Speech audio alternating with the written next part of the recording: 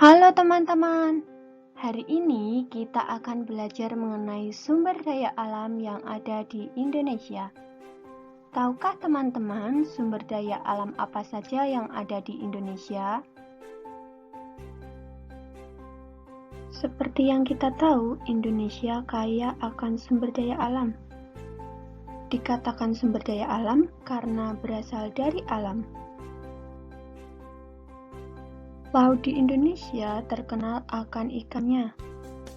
Lahan yang subur, menghasilkan jagung dan padi serta tumbuhan lainnya yang dapat digunakan untuk memenuhi kebutuhan manusia. Hasil tambang yang melimpah juga sangat bermanfaat bagi manusia. Sumber daya alam yang ada dimanfaatkan manusia untuk memenuhi kebutuhan hidupnya.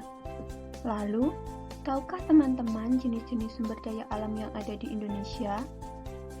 Sumber daya alam yang ada di Indonesia dibagi menjadi dua. Yang pertama, sumber daya alam yang dapat diperbarui. Yang kedua, sumber daya alam yang tidak dapat diperbarui. Sumber daya alam yang dapat diperbarui adalah sumber daya alam yang tersedia terus-menerus dan dapat dikelola jumlahnya untuk diperbanyak. Contoh sumber daya alam yang dapat diperbarui, yang pertama ada tumbuhan, hewan, sinar matahari, angin, dan air. Sedangkan sumber daya alam yang tidak dapat diperbarui adalah sumber daya alam yang jumlahnya sangat terbatas. Contohnya, emas, perak, besi, dan minyak bumi.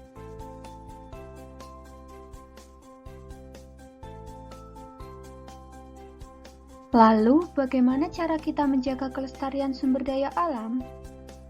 Agar sumber daya alam ini tetap tersedia, kita harus menggunakannya dengan bijak dan melestarikannya.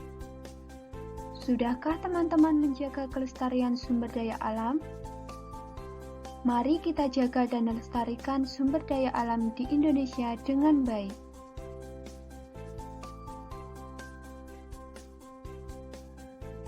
Sekian pembahasan kita mengenai sumber daya alam. Sampai jumpa.